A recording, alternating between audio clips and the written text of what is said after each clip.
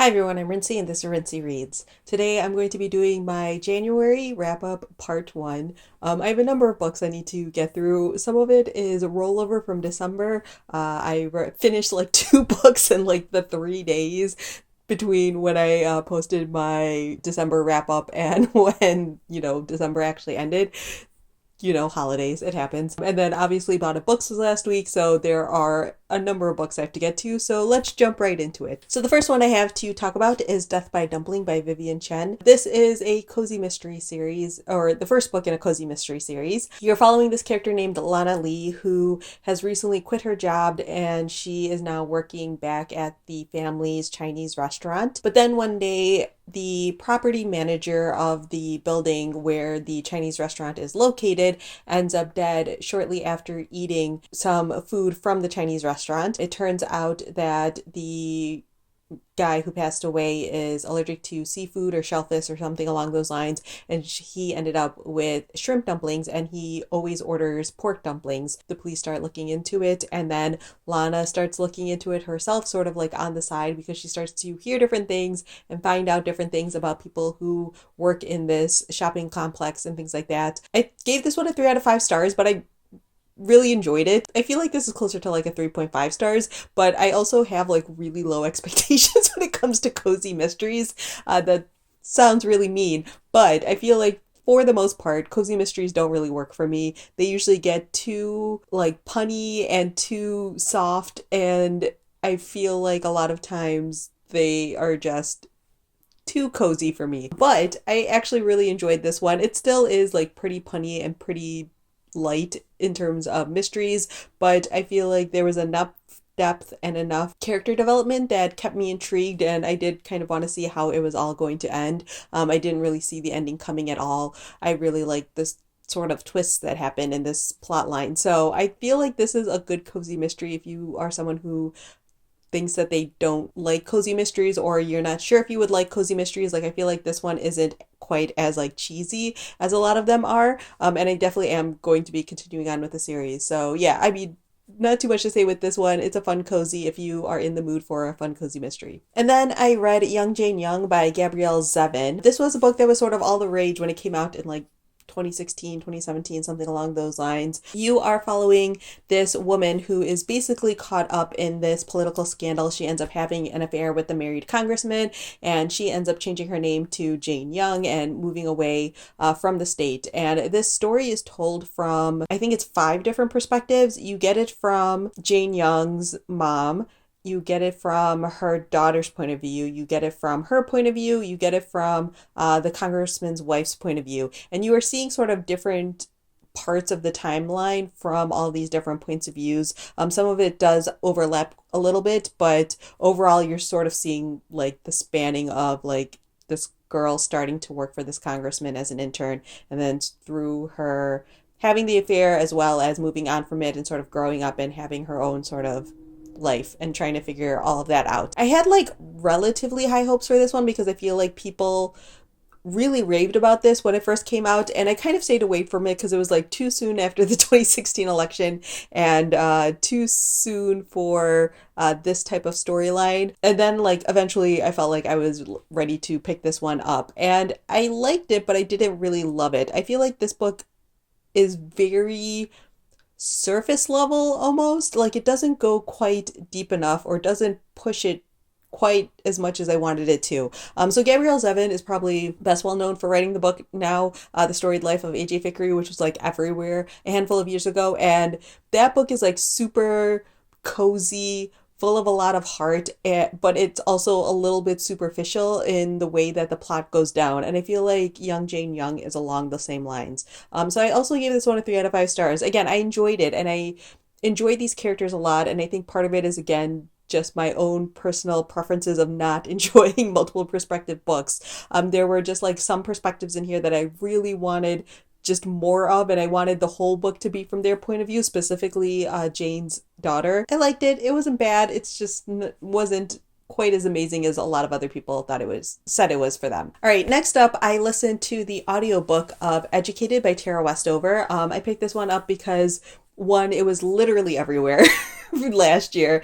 Feels like I'm one of the last people to pick this book up. And it's also on Book Riot's Best of 2018 list that I will be working through at least the first quarter of this year. This book is so good. It's so deserving of all of the hype that it received last year. So this is a memoir by Tara Westover, and she talks about her experiences growing up in Idaho. Her parents were survivalists, like sort of extremist Mormons, and she talks about just her experiences living there. Her father didn't send any of their kids to school. He didn't believe in like doctors or the government or anything along those lines. Their mother was like a midwife and, basically came up with her own remedies and cures for things like that. And Tara Westover just talks about her experiences in her home and then eventually being able to leave to go to school. She ends up getting into Brigham Young University. She like teaches herself complicated algebra and all of this stuff in order to pass the SATs, gets into Brigham Young, ends up getting like a scholarship to go to like Cambridge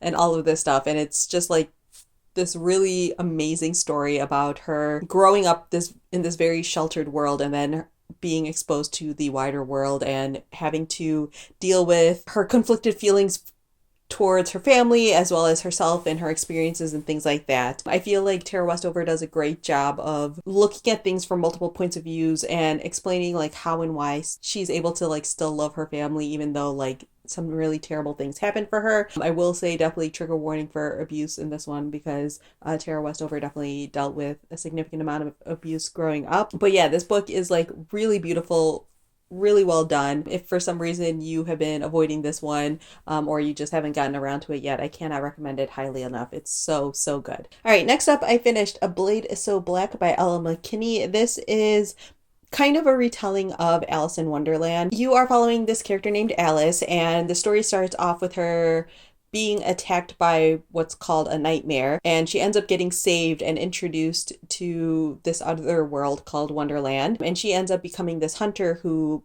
hunts down nightmares and kills them. And so then it sort of flashes forward in time after she has been training as a hunter for a while, and her mentor slash the person she kind of has a crush on ends up getting poisoned, and she has to travel really deep into Wonderland in order to find a cure and to figure out how to stop everything that's happening. So yeah, I enjoyed this book. I didn't like love it. I'm not a huge Alice in Wonderland person, so I can't really talk too much about how this compares to like the original stories or anything like that. There are some like really fun parallels in here. The way different characters are named and things like that are all callbacks to characters from Alice in Wonderland for the most part. The things I did really enjoy in here is that this book is very honest about like what it would be like if a teenager was like this sort of supernatural, superhuman, superhero type of person. A significant portion of the conflict that happens in there is about Alice being unable to balance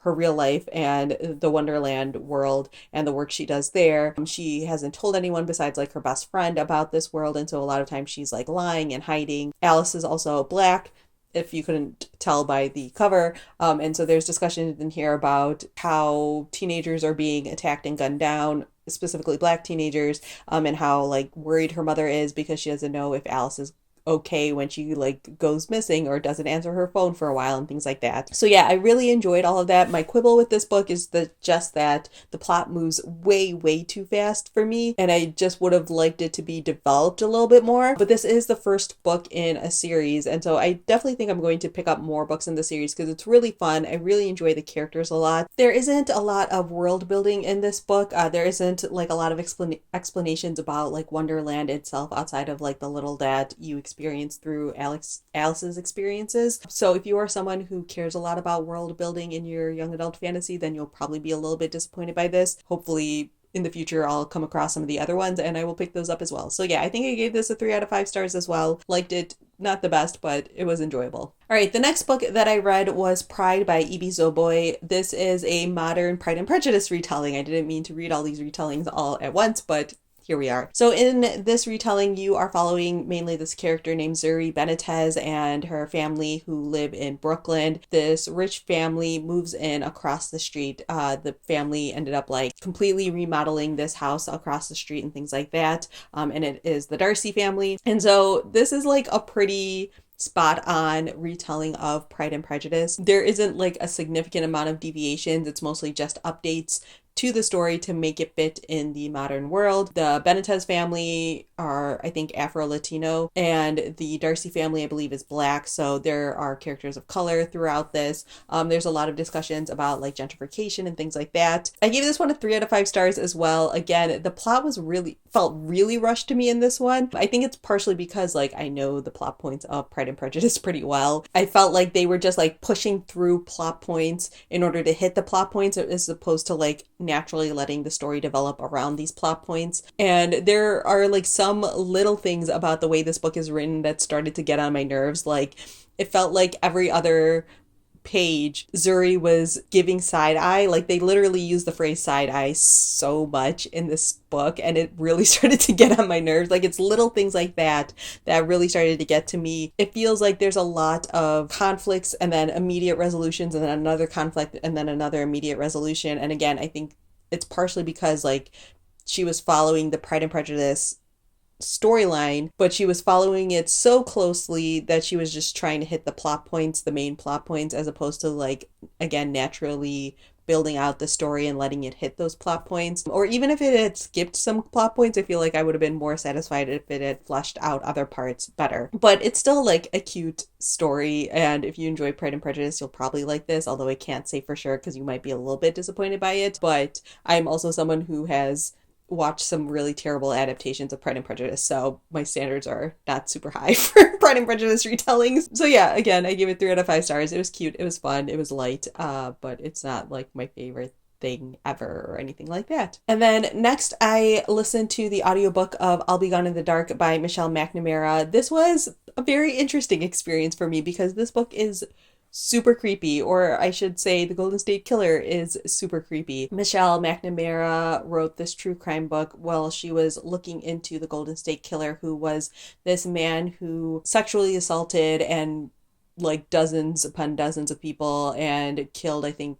it's somewhere around like 10 or 13 different people around Northern California over the course of like a decade or so. And the mystery went unsolved for a very, very long time, like until last year. And Michelle McNamara passed away right before the book was published. And so it's like part true crime, part memoir. This book is super creepy. I'm a big baby, and so I had a very hard time listening to this book. I only listened to this book when I was at work, which was partially done because I can listen to audiobooks at work sometime. And so I just wanted something to listen to. But I ended up being really glad that I listened to it only at work because one, I was listening to it in daylight hours, and two, I was listening to it like in a public space, or like a safe public space surrounded by people.